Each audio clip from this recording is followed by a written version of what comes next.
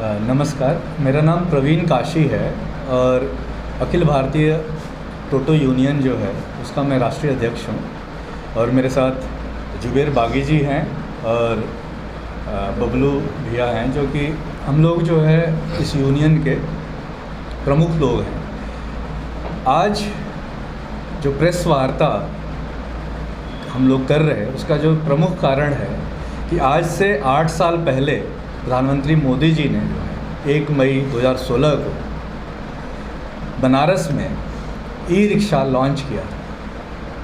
और जब उन्होंने लॉन्च किया तो ये सुनिश्चित किया गया था कि ई रिक्शा के माध्यम से बनारस के यात्रियों को भी लाभ मिलेगा, पर्यटकों को भी लाभ मिलेगा सस्ते आवागमन का, और दूसरा जो लाभ है वो बेरोजगारों को मिलेगा जो ई रिक्शा खरीदेंगे और ई रिक्शा लेकर के ई रिक्शा को चलाएंगे। प्रदूषण जो है पूरी दुनिया की जो सबसे बड़ी चुनौती बनी हुई है, ग्लोबल जो वार्मिंग है, क्लाइमेट का जो चैलेंज है, प्रदूषण जो लगातार बढ़ रहा है जिसकी वजह से शुद्ध हवा, शुद्ध पानी, शुद्ध भोजन नहीं मिल रहा, उसमें भी योगदान देने के लिए इलेक्ट्रॉनिक व्हीकल जो है उसमें ख़ास तौर से ई रिक्शा जो सार्वजनिक यातायात का माध्यम है एक बहुत बड़ी भूमिका निभाने का काम किया।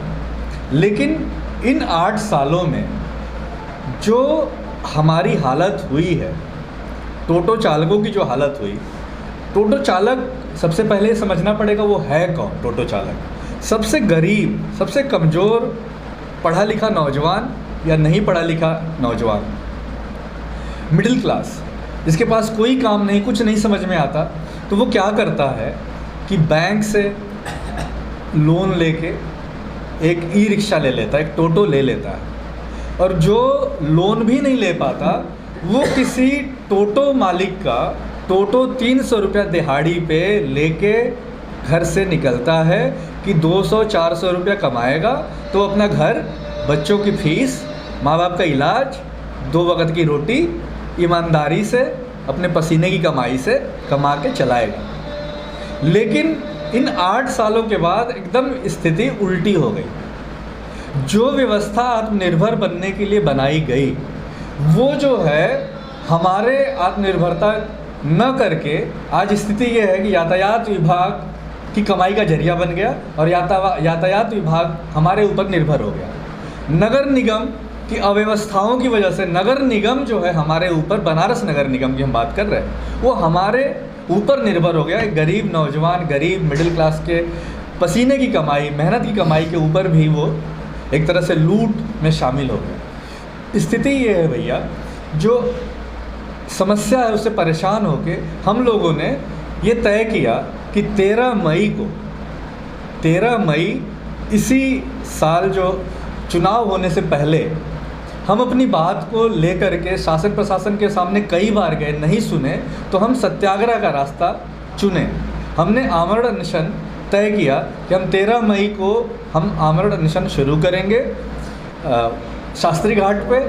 और इसलिए शुरू करेंगे कि हमारी बात जो है कई बार शासन प्रशासन से हुई, लेकिन अभी तक वो हमारे मुद्दों पर अभी तक संज्ञान गंभीरता से नहीं लिए, उसे ज़मीन पर नहीं उतारे।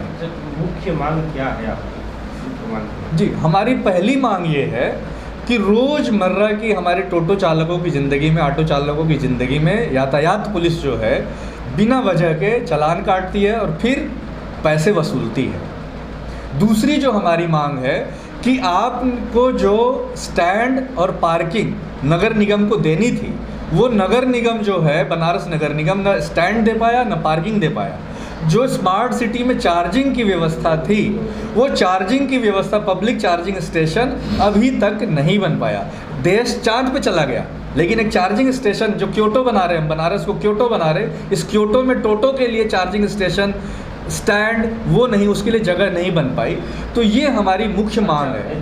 ये आप अनिश्चितकालीन आमरण अनशन कहाँ पर करेंगे, इसका कोई स्थान सुनिश्चित? जी, हम जो है शास्त्री घाट पर ही जो धरना प्रदर्शन का स्थान है, हम लोग गांधीयन तरीके से, अहिंसक तरीके से, हमारे पास कोई बहुत बड़े साधन नहीं है, हम जो है बहुत ही शांतिपूर्ण तरीके से वहीं वरुणा जी के घाट पे बैठ के और जो है प्रधानमंत्री मोदी जी से ये निवेदन करेंगे, आग्रह करेंगे, क्योंकि वो देश के मजबूत प्रधानमंत्री हैं और हमारे सांसद हैं, तो उन तक ये बात पहुँचे कि शासन प्रशासन निगम जो है किस तरह का रवैया अपना रहा, किस तरह से इस बेरोजगारी और महंगाई के दौर में हमारे ऊपर दोहरी मांग पड़ रही, हमारे पास रोजगार नहीं, हमारे बच्चों के पास रोजगार नहीं, आने वाले पीढ़ी के पास कोई रोजगार नहीं। 13 मई का आप लोगों ने दिन चुना है, 13 जी। मई को प्रधानमंत्री जी से आप लोग देखिए, शासन प्रशासन से हमारी बातचीत चल रही है, पर वो हमें ये लगता है कि शासन प्रशासन से लगातार ही बातचीत होती रहती है, उसका कोई बहुत बड़ा रिजल्ट नहीं आता है कई बार। हालांकि अभी अधिकारी बड़े संवेदना के साथ बात कर रहे हैं, पर वो हमेशा ही एक संवेदना के साथ बात करते हैं, पर हमें परिणाम चाहिए ना। परिणाम अगर वो देते हैं तो शायद हम लोग अनशन न करें, पर वो अभी तक हम जब से मिले नगर निगम से, अभी हमारी बात हुई कि 42 स्टैंड है, 42 जो स्टैंड हैं उनको ही चालू कर दीजिए, तो हमें लगे कि चालू हो गया। जो नगर निगम के कर्मचारी हैं वो वर्दी में दिखे तो समझ रहा है कि काम हो रहा है। जब तक पार्किंग स्टैंड नहीं बने तब तक कोई चालान नहीं काटना चाहिए। आप लोगों ने निश्चित कर लिया कि 13 मई को आप लोग आंदोलन अनशन में बैठेंगे? हाँ, हमने अपनी तरफ से तय कर लिया है, ये सत्याग्रह है, हमारे पास कोई रास्ता नहीं अनशन के अलावा। अगर वो हमारी मांगे मान लेते हैं तो हमें नहीं बैठना पड़ेगा, पर हमें इसलिए मजबूर होना पड़ रहा है क्योंकि वो हमारी कोई सुनवाई नहीं हो रही। हमारी संख्या 25,000 तो टोटो की है और ऐसे ही 30,000 की संख्या ऑटो वालों की है, तो सबके साथ बड़ी बुरी स्थिति है।